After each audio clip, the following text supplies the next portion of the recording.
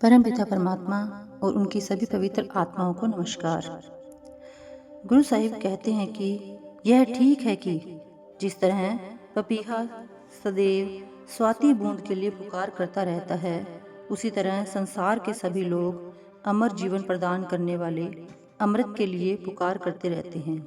परंतु अज्ञानी जीवों को न तो यह पता होता है कि सच्चा अमृत क्या है तथा न ही इस बात का ज्ञान है कि वह अमृत किस तरह प्राप्त हो सकता है।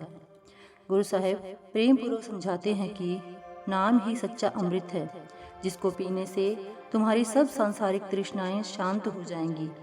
एक बार सतगुरु द्वारा बख्शा नाम का अमृत पी लोगे तो सदा के लिए इन तृष्णाओं से मुक्त हो जाओगे। गुरु साहिब सच्चे एवं अमर जीवन प्रदान करने वाले अमृत के बारे में बहुत सुंदर, सूक्ष्म और भावपूर्ण संकेत कर रहे हैं। गुरु साहिब फरमाते हैं कि सच्चा अमृत कहीं बाहर से प्राप्त नहीं होता। वह अमृत निरंतर हर जीव के अंदर बरस रहा है, परंतु उसका बोध किसी विरले भाग्यशाली को होता है।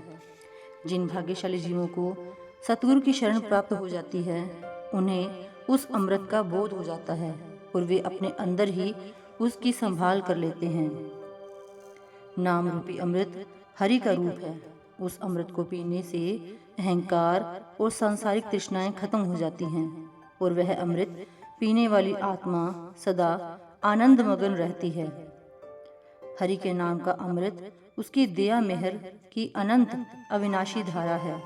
अमृत की यह धारा ही परमात्मा की दया मेहर का साधन या आधार है।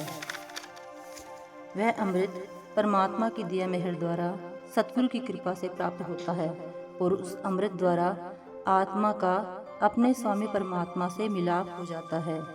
गुरु साहिब फरमाते हैं कि केवल प्रभु का नाम ही एकमात्र अमृत है। संसार में न कोई दूसरा अमृत हुआ है और न ही हो सकता है। नाम रूपी अमृत प्रत्येक जीव के हृदय में है। उस अमृत की प्राप्ति सतगुरु की दया मेहर से होती है। नाम रूपी अमृत प्राप्त करने का सौभाग्य केवल विरले जीवों को मिलता है। जिन भाग्यशाली जीवों को अंदर नाम रूपी अमृत मिल जाता है, उनका हृदय सदा सुख, शांति और आनंद से भरा रहता है। नाम रूपी आंतरिक अमृत में धर्म, जाति, देश, स्त्री पुरुष, अनपढ़ और विद्वान ही नहीं, बल्कि भले और बुरे का भी भेदभाव नहीं होता। परम दयालु और समदर्शी परमेश्वर ने प्रत्येक जीव के अंदर उसकी खातिर नाम का अमृत रखा हुआ है। इस अमृत की प्राप्ति के लिए कहीं बाहर भटकने की आवश्यकता नहीं है। इस अमृत की प्राप्ति कुल मालिक की दया मेहर से संत सतगुरु द्वारा होती है। नाम रूपी सच्चे अमृत में पूर्ण अद्वैत है। नाम रूपी अमृत हरि का रूप है। नाम रूपी अनादि एवं अविनाशी अमृत प्रत्येक जीव के अंदर है। जो भाग्यशाली जीव नाम यानी वाणी रूपी अमृत मन में बसा लेता है, उसे परमात्मा से दूर रखने वाले अहंकार या मैं मेरी से छुटकारा मिल जाता है। उसके लिए सदा नाम या वाणी रूपी अमृत से जुड़ी रहती है। ऐसे भाग्यशाली जीव का मन दुनियावी शक्लों और पदार्थों की तरफ से निर्लेप हो जाता है और उसका ध्यान सदा नाम यानी वाणी रूपी अमृत से जुड़ा रहता है। परमात्मा अपनी रजा, अपनी मौज का मालिक है।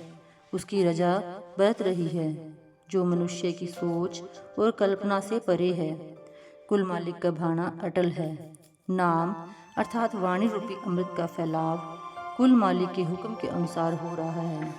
दूसरे शब्दों में, कुल मालिक ने स्वयं यह नियम सृजित किया है कि जिसे भी उसके साथ मिलाप करके अमर जीवन प्राप्त हो सकेगा, नाम यानी वाणी रूपी अमृत द्वारा हो सकेगा और उस अमृत की प्राप्ति उस परमात्मा की रजा से ही होगी।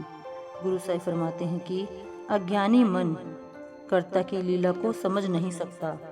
वह अपनी मर्जी के साधनों द्वारा कुल मालिक से मिलाप करके अमर जीवन प्राप्त करने की कोशिश करता है। परिणाम यह होता है कि वह सदा जन्म मरण के चक्कर में पड़ा रहता है। जो भाग्यशाली अपनी लीव उस वाणी रूपी अमृत से जोड़ लेता है, उसको अपने अंदर शब्द की अमृत से भरपूर ध्वनि सुनाई देने लगती है। गुरु साहिब शब्द, नाम और वाणी तीनों को अमृत कहते हैं। शब्द, नाम या वाणी रूपी अमृत सबके अंदर है। इसका बोध सतगुरु द्वारा होता है, इसलिए इसको गुरु का नाम, गुरु का शब्द और गुरु की वाणी भी कहा जाता है। Thank you.